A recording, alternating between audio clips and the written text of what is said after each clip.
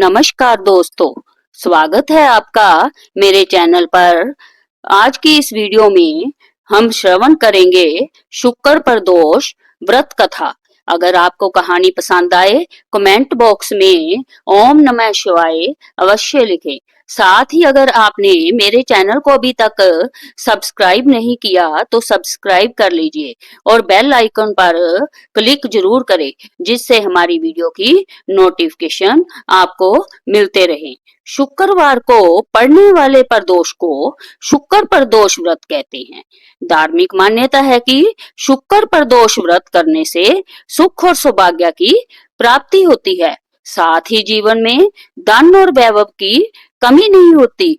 प्रदोष व्रत पर शाम के समय यानी प्रदोष काल में शिव जी की पूजा करना बहुत उत्तम माना जाता है। इस काल में शिव जी की पूजा करने से साधक को व्रत का पूर्ण फल प्राप्त होता है। लेकिन शुक्र प्रदोष व्रत इस कथा के बिना अधूरा माना जाता है। शुक्र प्रदोष व्रत की पूजा व्रत कथा का पाठ किए बिना अधूरी मानी जाती है। ऐसे में अगर आप शुक्र प्रदोष व्रत रख रहे हैं तो शाम के समय इस व्रत कथा का पाठ जरूर करें। आइए श्रवण करते हैं शुक्र प्रदोष व्रत कथा। पुराने समय में एक नगर में 3 मित्र रहते थे, जिनमें बहुत ही गहरी दोस्ती थी। उसमें एक राजा का पुत्र, दूसरा एक ब्राह्मण का और तीसरा एक सेठ का पुत्र था। राजा और ब्राह्मण के पुत्र का विवाह हो चुका था, लेकिन सेठ के पुत्र की शादी के बाद कोई गोना नहीं हुआ था। एक दिन तीनों दोस्त मिलकर स्त्रियों पर बहस कर रहे थे। ब्राह्मण पुत्र ने स्त्रियों की प्रशंसा करते हुए कहा, नारीहीन घर भूतों का डेरा होता है। सेठ पुत्र ने यह कहानी सुनते ही अपनी पत्नी को घर लाने की ठान ली। फिर सेठ पुत्र अपने घर गया, अपने फैसले को अपने माता पिता को बताया। माता पिता ने अपने बेटे से कहा कि उसकी कुंडली में शुक्र देवता डूबे हुए हैं। ऐसे में इस दौरान बहु बेटियों को उनके घर से विदा कर लाना शुभ नहीं है। इसलिए शुक्र उदय होने के बाद ही अपनी पत्नी को उसके घर से लाना। लेकिन अपनी जिद के चलते सेठ पुत्र टस से मस नहीं हुआ और अपनी ससुराल जा पहुंचा। उसकी इच्छा सास ससुर को मालूम हुई। सास ससुर ने उसे समझाने की कोशिश की, लेकिन वह नहीं माना। इसलिए उन्हें अपनी कन्या को उसके साथ विदा करना ही पड़ा। ससुराल से विदा होकर दोनों पति पत्नी बाहर निकले ही थे कि उनकी बैलगाड़ी का पहिया टूट गया और एक बैल की टांग टूट गई।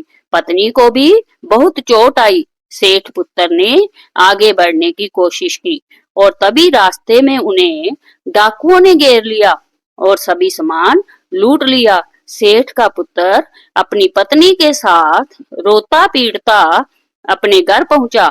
इसके बाद घर पहुंचते ही उसे जाते ही सांप ने डस लिया। उसके पिता ने डॉक्टरों को बुलाया और उसे देखने के बाद डॉक्टरों ने कहा कि आपका पुत्र 3 दिन में मर जाएगा। इस बारे में ब्राह्मण पुत्र को पता चला तो वह सेठ पुत्र से मिलने पहुंचा। उसने सेठ से कहा कि आप अपने लड़के को पत्नी के साथ बहू के घर वापस भेज दो। ब्राह्मण पुत्र ने कहा कि आपका पुत्र अपनी पत्नी को शुक्र अस्त में विदा कर लाया है, इसलिए ये सभी बाधाएं आई है। ऐसे में अगर वह वापस वहां पहुंच जाएगा तो बच जाएगा। सेठ ने ब्राह्मण पुत्र की बात सुनकर अपनी पुत्र वधू और पुत्र को वापस भेजा। वहां पहुंचते ही सेठ पुत्र की हालत सुधरने लगी और वह धीरे धीरे पूरी तरह स्वस्थ हो गया। हे भोलेनाथ, सब पर आपकी कृपा बनी रही।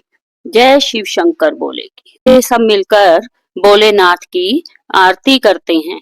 जय शिव ओंकारा, हरि जय शिव ओंकारा, ब्रह्मा विष्णु सदा शिव, ब्रह्मा विष्णु सदा शिव, अर्धंगी धारा। ओम जय शिव ओंकारा। एकानन चतुरानन पंचानन राजे शिव पंचानन राजे।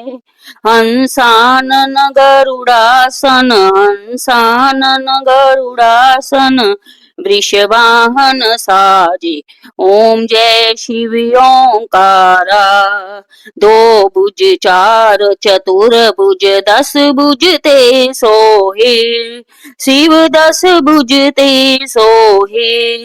तीनों रूप निरखता तीनों रूप निरखता त्रिभुवन जाने मोहे। ओम जय शिव ओंकारा। अक्षमाला वनमाला मुंडे माला दारी शिव मुंडे माला दारी। चंदन मृग मद सोहे चंदन मृग मद सोहे बोले शुभिकारी। ओम जय शिव ओंकारा।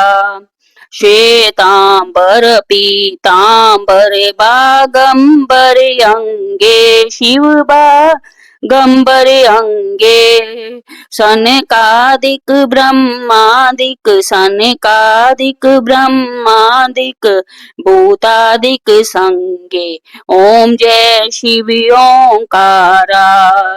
करके मध्य कमंडल चक्र त्रिशूल धरता शिव चक्र त्रिशूल धरता। जग करता जग हरता जग करता जग हरता जग पालन करता। ओम जय शिव ओंकारा। ब्रह्मा विष्णु सदा शिव जानत अविवेका शिव जानत अविवेका। प्रणवाक्षर के मध्य ओमाक्षर के मध्य जय तीनों एका। ओम जय शिव ओंकारा।